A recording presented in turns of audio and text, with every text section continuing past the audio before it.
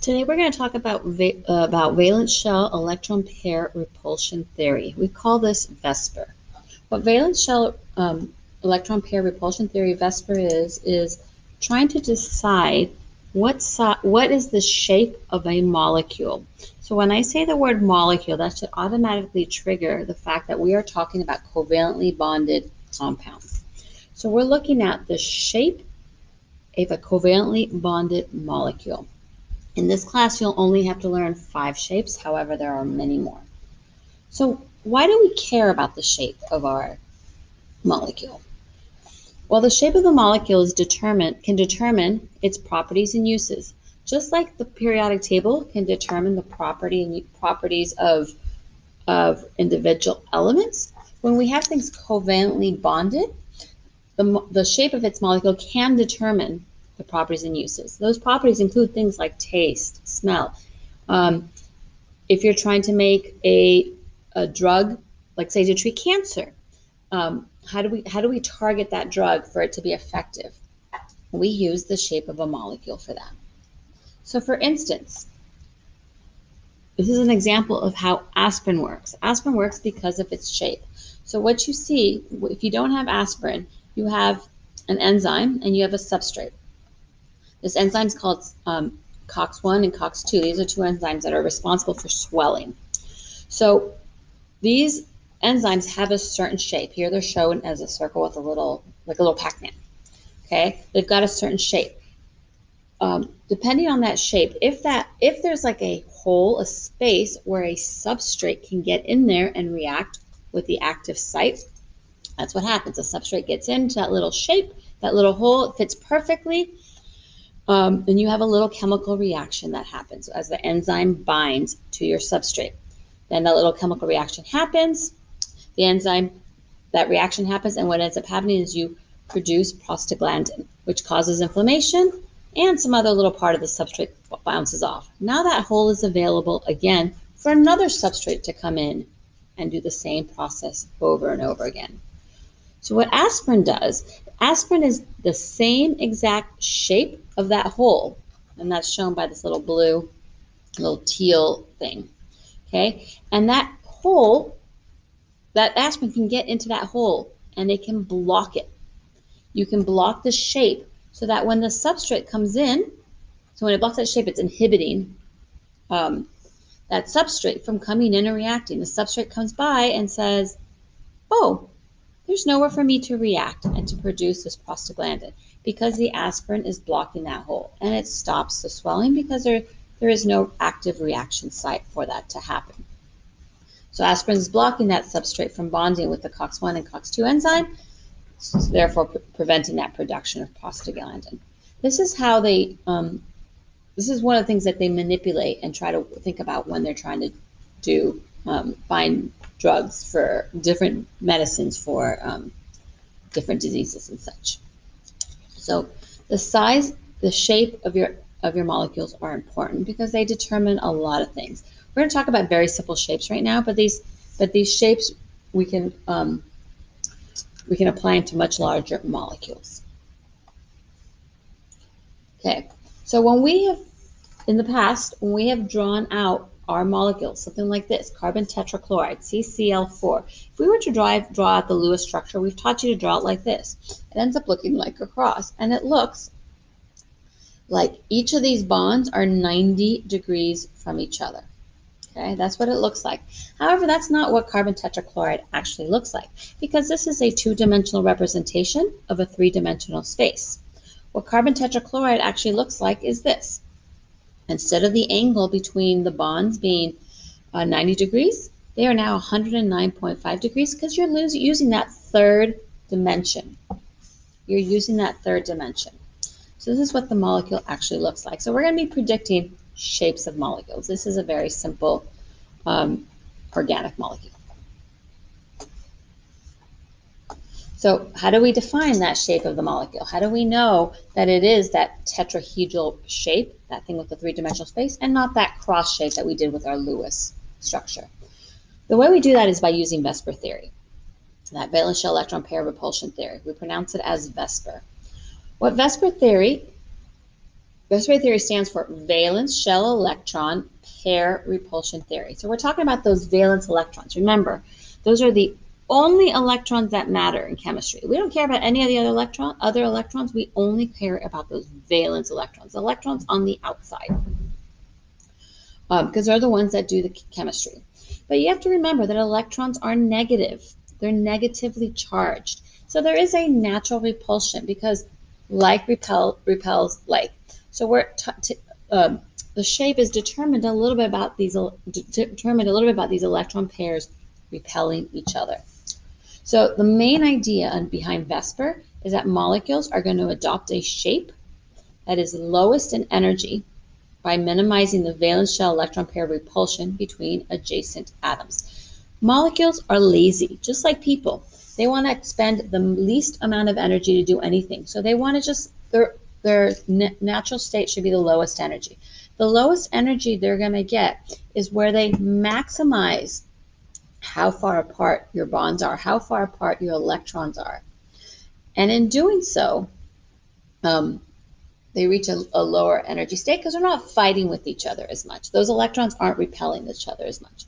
So in layman terms, basically what this means is that atoms in a molecule try to spread out from one another as much as possible. They want to spread their wings in order to reduce that repulsion between those outer electrons. They're trying to get as far away as possible. Okay, so if they have a certain space to fill, they're going to spread out as much as possible. Just like if you were to walk into a classroom, there's 5 of you that walk into a classroom. The classroom is 200 square feet. You're not all going to stand in a corner all huddled together. You're going to spread out so you can have a little bit more room. That's exactly what these bonds want to do, these electrons. They want to get as far away from each other. Just like when we were talking about filling orbitals, we said that we don't fill an orbital, we don't pair up an orbital until we have to. Same thing happens here. We don't get near each other unless we have to. Okay? So if you were going back to one of these simple molecules, here's methane, CH4. This is what it looks like when we draw the Lewis structure. We would think it's flat, with each of these being 90 degrees away from each other. In 2 dimensions, that's true, but we have 3 dimensions. In 3 dimensions, we can get these bonds to be further apart. We actually make this shape. This is called a tetrahedral shape. When we make a tetrahedral shape like this, we can, instead of having these bonds and these valence electrons be 90 degrees away from each other, instead, we get them to be 109.5 degrees away from each other. In other words, they are further apart from each other because they are minimizing that adjacent cloud repulsion, trying to get as far away as possible. So we're going to learn 5 shapes. Okay, but before we do that, let's talk a little bit about violations of the octet rule, because in order to do VSEPR theory, you need to be able to draw Lewis structures. And we've always said that we need an octet. The last unit, we talked about a couple of the elements that violate the octet rule. So for this lesson, you just need to remember 2 of them. If you put beryllium in a covalently bonded molecule, it only needs 4 electrons to be happy. It does not need an octet, it needs 4. So that's something you want to remember for when you're drawing your Lewis structures. The next one that comes up a lot here is boron. Boron only, if it's in a covalently bonded molecule, only needs 6 electrons to be happy. Only needs 6 electrons right. So when you're drawing that Lewis structure, you need to keep that into consideration. Phosphorus, sulfur, and xenon, they all have what are called extended octets, but we won't be talking about those because we're not talking about the shapes that those make in this class. Okay, so just to give you a quick overview of the 5 shapes we're going to talk about, I'm going to show them to you first, and then we'll talk about what they look like and how they are determined. So each shape has a name, and you're going to need to know these 5. We have a tetrahedral, trigonal pyramidal, bent, linear, and trigonal planar. These are the 5 shapes that you will have to know. A tetrahedral looks like this. That's the one I just showed you, the one that was methane or carbon tetrachloride.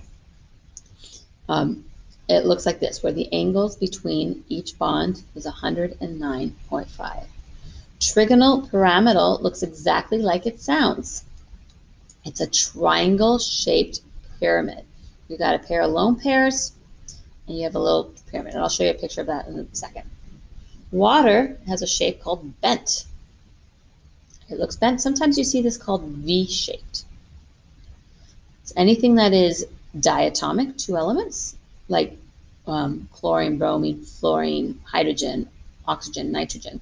Those are linear, or you can have elements that are got three atoms in it that are linear as well, like carbon dioxide or BF2. And the last one is trigonoplanar, and that's like a triangle in a plane. It's like boron only, like I said, only needs 6. Here it has 6, and these are 120 degrees apart. Here we're 108 degrees, 80 degrees apart. Water has 104.5 degrees apart. Okay, so now let's look at what the tetrahedral looks like in terms of a model. So this is what tetrahedral looks like. We showed you this one already. Oops, hold on. It looks like this. Look at the one up here. It is got, these are 109.5 degrees apart. This is your central atom, in this case carbon, and you've got a bunch of hydrogens around it. Okay. Trigonoplanar, like I said, is exactly like it sounds. It's a triangle within a plane. Trigonoplanar. Bent, this is what water looks like. Oxygen, 2 hydrogens, and you've got some lone pairs on the top. The whole molecule is bent. Linear, this is example like this guy, or carbon dioxide, straight across, and it's within a plane because it's linear, it's a line. And the last one is trigonal pyramidal, and that is a pyramidal that is triangular in shape. The bottom is a triangle, and it's triangular in shape. So we're going to talk about each of these individually. So how do we go from the Lewis drawing that we've learned in the past to our VSEPR? Well, the first thing you have to do is remember how to draw a Lewis structure. If you don't remember how to draw a Lewis structure, you must go back and practice, come to a tutorial, or use one of the videos in the past, or the videos that are posted in Schoology. So the first thing you need to be able to do is draw a Lewis structure of the atom that is given to you. The next thing is you're going to count the number of electron domains around the central atom. So you need to identify which atom is in the middle, the central atom, and you got to identify all the different places where you have electrons. Okay? Any place you have a single, double, or triple bond, that's going to count as 1 electron domain. So if you have 2 single bonds, those are 2 electron domains. If you have 1 double bond, that's only 1 domain. A triple bond is 1 domain. If you see any lone pairs, any pairs of electrons that are unbonded, those also count as 1 domain. Okay. Once you do that, then you can go look at your VSEPR chart and you can determine the shape based on the number of bonding and non-bonding domains that are around the central atom. So let's practice. Well, first let's look at an example and then we'll practice. So an electron domain, again, those are the regions of a molecule that are where there are high concentrations of electrons. If you were to look at water, water has 4 total domains. It's got 2 domains, 1, 2, for your bonds. Those are your bonds. We have 2 of those, 2 bonds with 2 bonding domains. And then we have 1, 2 non-bonding domains for a total of 4 electron domains. When we talk about electron domains, you can kind of think of it as you're having a dinner party and you invited 4 people. You set the table for 4 people. Okay, those are electron domains. How many table settings do you have? When you look at your molecular geometry, what the actual molecule looks like, that is you set the table for 4 people, only 2 people showed up. So that is your molecular geometry, the things that are bonded. Only 2 people showed up. That's going to give you your shape of your molecule, but you set the table for 4. Okay? So you need to know the difference between your electron domains and your electron geometry, and your molecular geometry. Okay, so let's count the number of domains around each central atom. So let's look at CH3F. So we're going to look at our central atom. How many domains do we have around it? We've got, just around the central atom, we've got 1, 2, 3, 4. This one has 4 domains around carbon, and they're all bonded domains. They're all bonded domains. Let's look at nitrate, which is one of your polyatomics, NO3-. Let's count our domains around the central atom. This is our central atom, nitrogen. We have 1, 2, 3. We have 3 domains around the nitrogen. A double bond counts as 1 domain. Okay. Now let's look at this carbon monoxide. So this doesn't have a central atom, but let's just count the number of domains around carbon.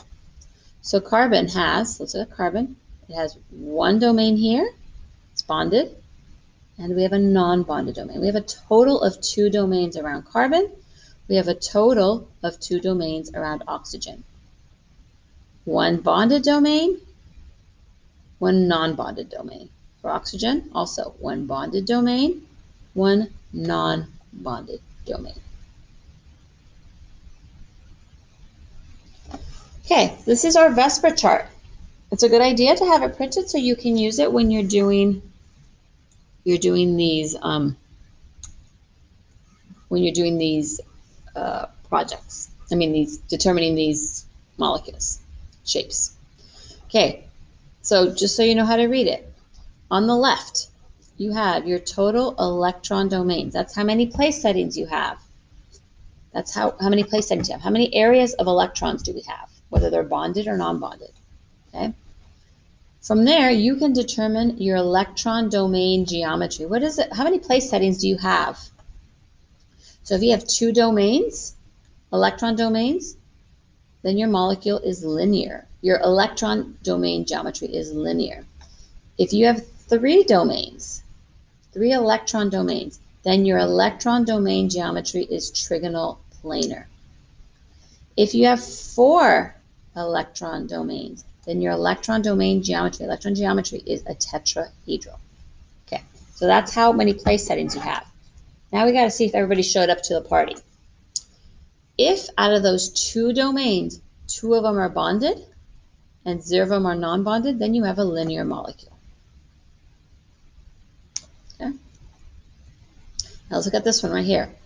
If you have 3 electron domains, which has got an electron geometry of trigonal planar, if you have 3 domains, and of those 3 domains, 3 are bonded and 0 are non-bonded, then your molecular geometry is trigonal planar. Molecular geometry is trigonal planar.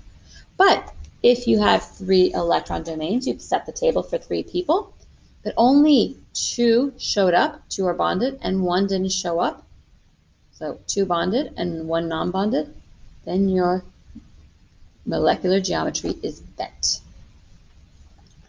Okay, last one. You have 4 domains, 4 electron domains. You set the table for 4 people.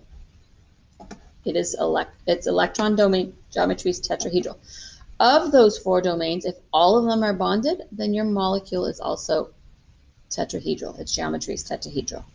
But if you have 4 domains, only 3 of them are bonded and 1 of them is non-bonded, in other words, you have a lone pair, then your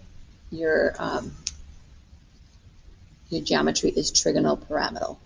And if you have 2 bonded and 2 non-bonded in your 4 domains, then your molecule is bent. You have 2 lone pairs, like water. We're going to run through an example of each of these one at a time.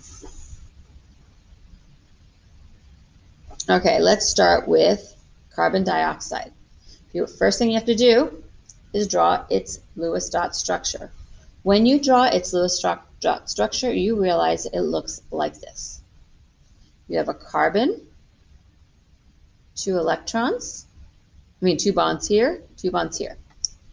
So the first thing you're going to ask yourself is how many bonding and non-bonding electron domains are around the central atom?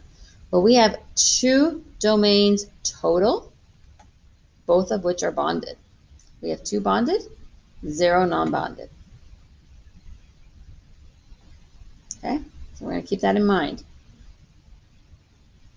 Now we're going to use our VSEPR chart. And I'll show the VSEPR chart in a second, but when you do that, you'll realize the electron geometry is linear, and the molecular geometry is also linear. Now let me show you this on the whiteboard.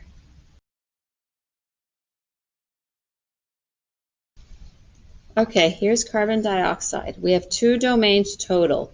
1, 2 around the central atom. 2 of which are bonded. We don't have any lone pairs around the central atom, so we have 0 non-bonded.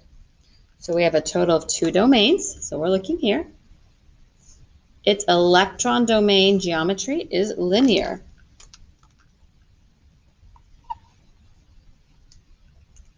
Okay, so we are linear.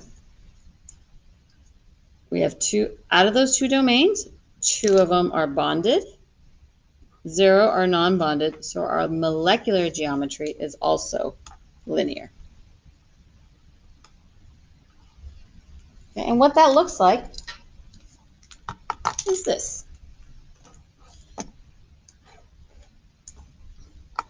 This is carbon dioxide. You have a double bond here and here, but the whole molecule is a straight line. It is linear. Okay, the next molecule we're going to try is BF3. So if we were to draw out its Lewis dot structure,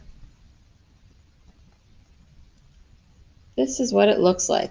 Remember, boron only needs 6 to be happy. So this is an okay structure. Even though boron only has 6 around it, it's all right. It's happy. So now let's count our domains. How many domains does this have? We have a total around the central atom, boron, 1, 2, 3 total domains. Of those domains, how many are bonded? 1, 2, 3 of them are bonded. Of those domains, how many are non-bonded? Do we have any lone pairs around the central atom? We do not, so we have 0 non-bonded. So now let's look at our chart.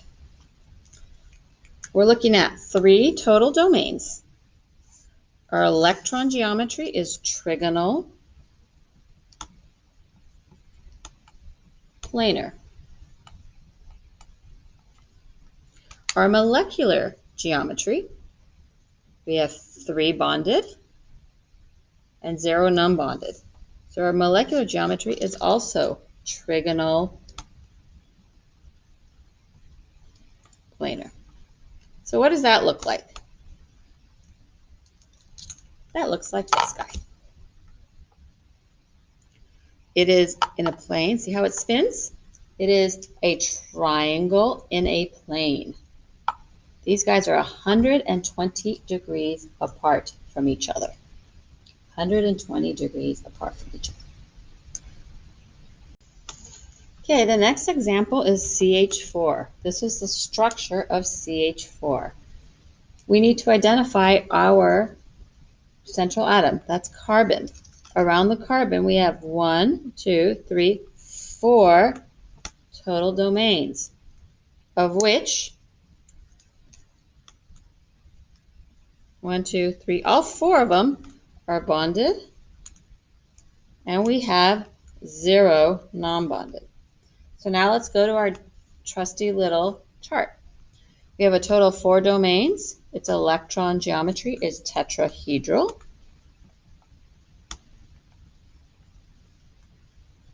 Okay. Its molecular geometry, 4 bonded, 0 non-bonded. 4 bonded, 0 non-bonded.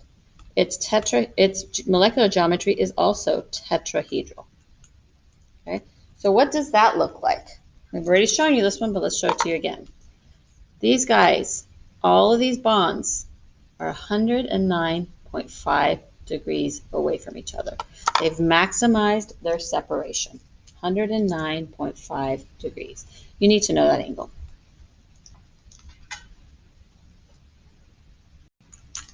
Okay, the next example we have is ammonia, NH3. If we were to draw its structure, it would look like this. So let's do the same process we've done all along. How many total domains do we have? We have 1, 2, 3, and a lone pair counts as 4 domains. 4 domains. Of those 4 domains, how many are bonded?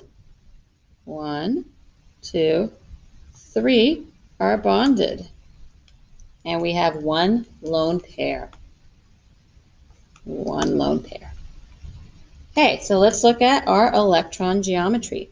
We have a total of 4 domains. So our electron geometry is tetrahedral. But of those 4 domains, 3 are bonded. 1 is non-bonded. So its shape is trigonal pyramidal.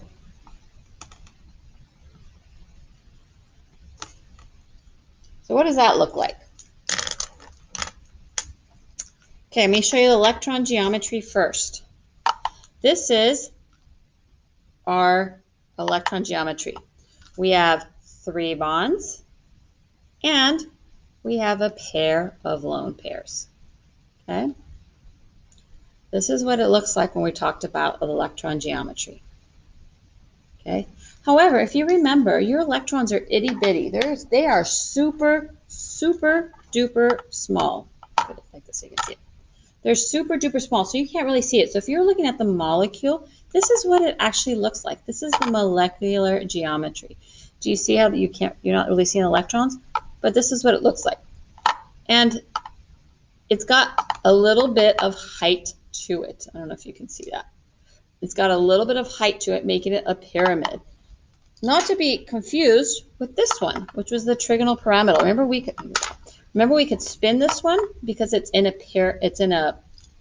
plane. This one we can't spin because it's got a little bit of height. It looks like a pyramid with the base being triangular. Okay, it had the same electron geometry as methane, but it has a different molecular geometry because of those lone pairs. And we're going to talk about why that happens in a minute. Okay, the last example we're going to talk about is water. This is the Lewis structure of water. If we were to count the total number of domains around the central atom, which is oxygen, we have 1, 2, 3, 4 total domains, of which 2 are bonded and 2 are non-bonded. 2 bonded, 2 non-bonded. So now let's look at our handy dandy chart. We have a total of 4 domains. So our electron geometry is tetra, just like the 2 before, tetrahedral. Okay, but our molecular geometry, we have 2 bonded, 2 non-bonded. Our molecular geometry is bent. So what does that look like? This is what that looks like. Here is water. Okay, you have 2 bonds and you have 2 sets of lone pairs. 2 sets of lone pairs. This is the electron geometry. This is what it looks like when we're looking at all the place settings. Okay, but these guys didn't show up. So what the molecule actually looks like, what they look like when they're sitting, is like this. And this guy is called bent. Sometimes it is called V-shaped. This angle is 104.5 degrees, and we will talk about why in a minute. So let's talk about the 3 shapes, the 3 electronic domain shapes that were tetrahedral, but they had different molecular geometry shapes. Why was that? Well, the reason for that is lone pairs. Your lone pairs, your non-bonding domains, create a larger region of negative charge than the bonding domains. So then they push those bonded atoms even further away from each other than normal. So what does that mean? That means you've got this level of electronegativity at the top. of these atoms, with these lone pairs. Those bonded atoms, the atoms that are bonded, want to get as far away as possible from those electrons, because it's a lot of negativity up there. So they're trying to get as far away as possible, so they're pushing down until they see each other, until those bonds see each other. And they're like, wait, I don't want to be near you either. So because they don't want to be near them either, they're trying to find that balance between being far away from the electrons, the lone pairs, and far away from the bonds. So they'll kind of shrink down. So what does that look like? So if you have something like methane, CH4, it's got a tetrahedral electron domain geometry, and it's got a tetrahedral molecular geometry. And the angle between each of these bonds is 109.5. Okay? But now let's look at ammonia, NH3. If you look at its Lewis structure, you have a nitrogen. We have 3 bonds, 3 domains that are bonded, and 1 domain that is unbonded. And that's got a trigonal pyramidal shape. But in reality, it also has these lone pairs. And these bonds are trying to get away from those lone pairs. So the whole thing is squeezing down. And in doing so, these guys are getting a little bit closer until they see each other and they say, wait, I don't want to be so close to you. And they're trying to find that sweet spot between getting away from these electrons but not being too close to each other. So that angle is going to decrease a little bit, but still maintain as much separation as possible. So your trigonal pyramidal is going to have, these angles are going to be 107 instead of 109.5%. Now let's look at water. Water also has a tetrahedral electron geometry. You still have 4 domains, but its shape is bent. But what you've got here is you've got 2 lone pairs. So these bonds are really trying to get away from this electronegativity. So it squeezes even a little bit more until they see each other, and they try to find that sweet spot between being far away from those electrons, but at the same time not so close to each other. So it squeezes down a little bit more. So your bent has a little bit of a smaller angle. So you went from 109.5, which is the tetrahedral geometry, to 107 degrees, which is the trigonal pyramidal geometry, to the 104.5, which is the bent geometry. So shown in another way, if you have tetrahedral electron geometry shape, if you have 0 lone pairs, then your bond angle is about 109.5. If you have 1 lone pair, then your bond angle is 107. And if you have 2 lone pairs, then your bond angle is 104.5. That's all we've got. Make sure you work on your quest. If you have any questions, please ask.